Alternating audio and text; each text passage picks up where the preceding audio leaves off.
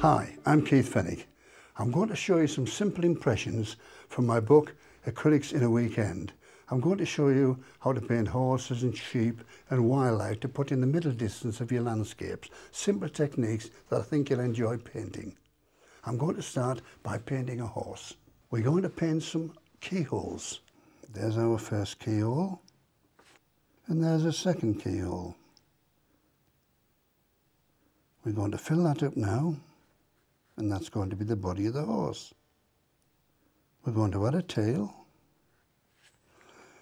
its neck, slight curve for the neck, little ear, and its head. And don't forget to put some shadows at the bottom. Whatever you're doing, you must link it to the ground. Let's paint some sheep now, and all we do is we paint horseshoes. It's as simple as that. I'm mixing a bit of Payne's grey with a bit of burnt sienna, and we're going to paint a horseshoe. Fill it in. There's another horseshoe. But before you jump at me, I know sheep are white.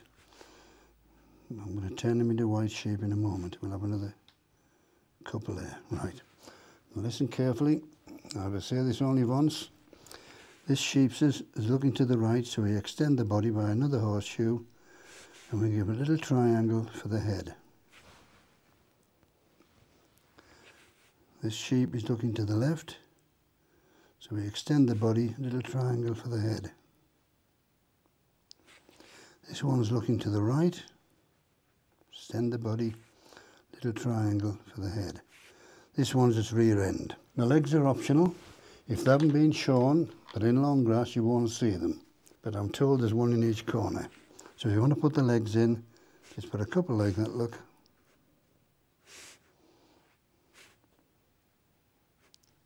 And it's important to put shadow underneath.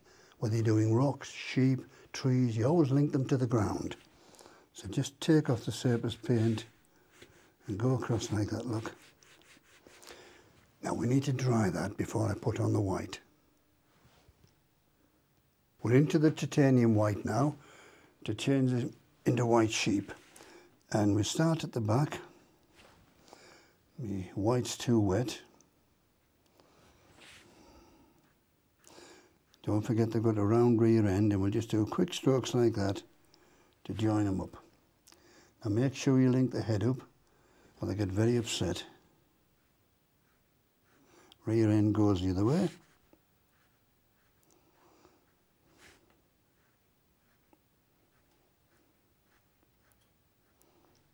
Now we need to add some shadow underneath the sheep. So I'm going to use a bit of Payne's grey and a bit of red. Give it a nice dark purple. And we'll just go around there, look, and add some depth in there. These little details that make all the difference.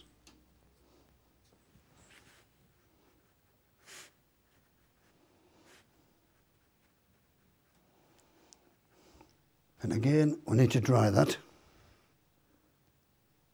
We're going to complete our sheep by adding some nice crisp white on the back. Again, starting at the back, just quick strokes down like that.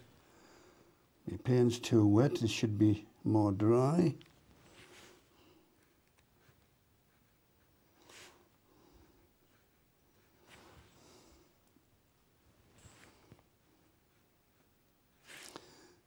Just a simple way of painting sheep. All you do is paint horseshoes, but a few of these in a grass field makes such a difference.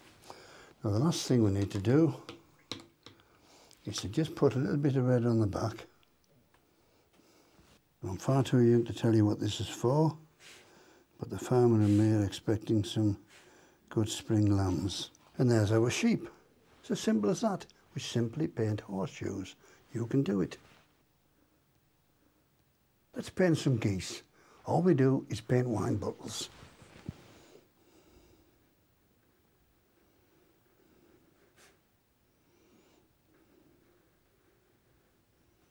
One bottle. I'm just using a bit of Payne's grey, a bit of burnt sienna.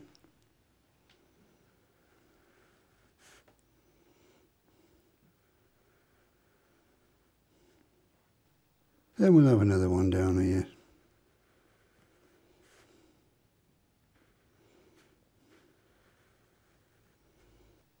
Right, now the next stage is we put a little head on them.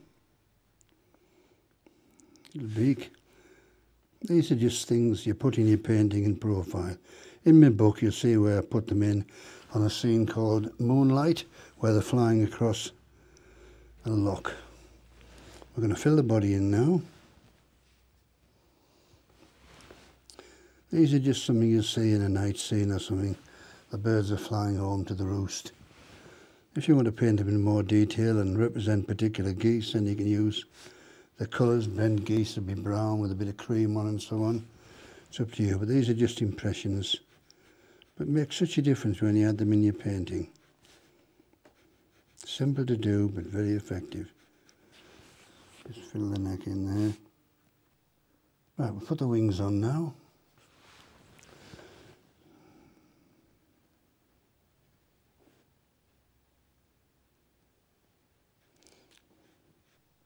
There's the first wing.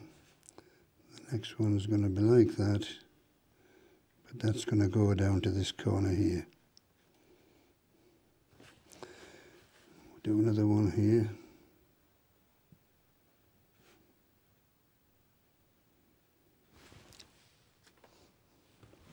Very simple. Say they're not supposed to go on the front of the wildlife, but they make such a difference when you put them in one of your lake scenes or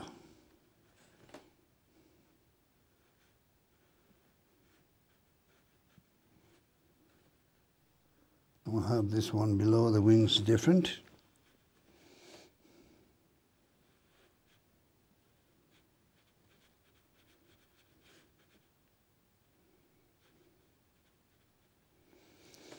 Very simple, few impressions of geese flying across a lake. I only put them in very small in my paintings, but they make a terrific difference. There we are. Just darken that outer wing a bit. And there's a simple way to paint geese. You simply paint a wine bottle with wings on. Let's paint some swans now, and all we do is paint the top of a circle first. So I'm going to draw it first.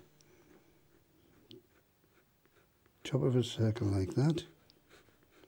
We'll have another one here.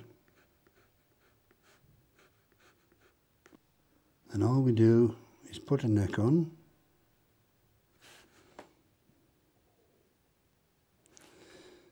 The wing wants to be raised at the back like that.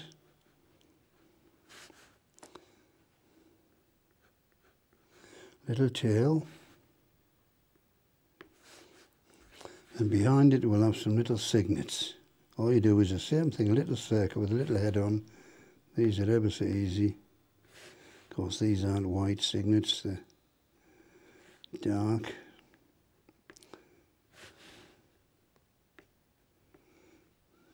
There we are. Right, let's colour them in. Using some white acrylic.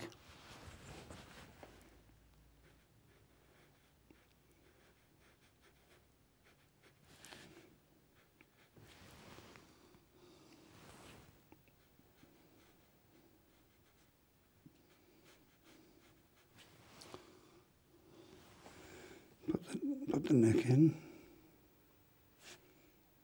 I'll have to do this a couple of times to get them nice and white.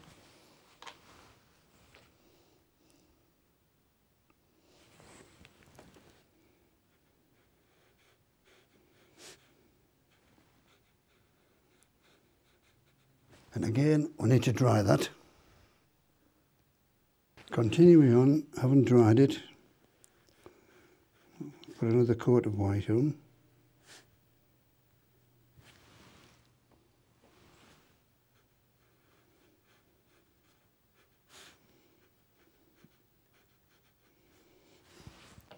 Right, time for the detail. Have a little bit of burnt sienna, bit of Payne's grey, just to give a bit of shadow under the wing.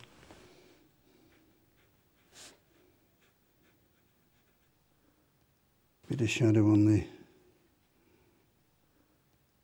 back of the head.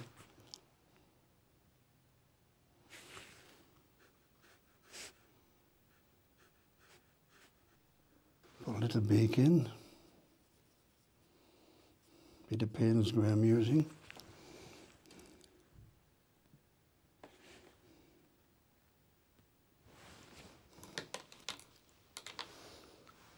Back to the white.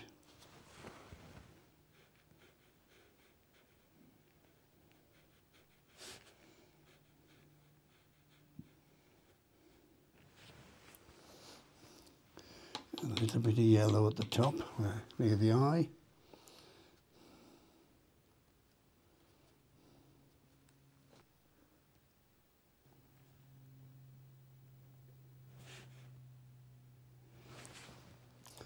Just going to put a bit of shadow on the neck, they're not very distinctive.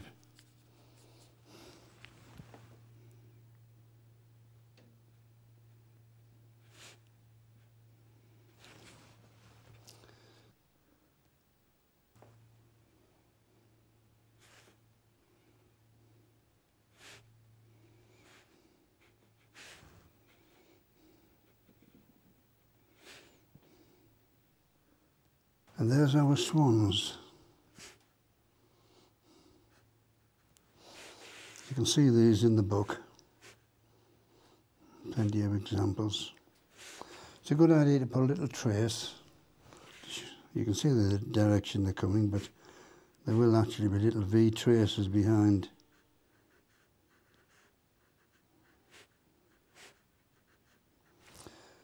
And you can put a bit of shadow underneath just to link them to the ground. The shadow doesn't have to be white, of course.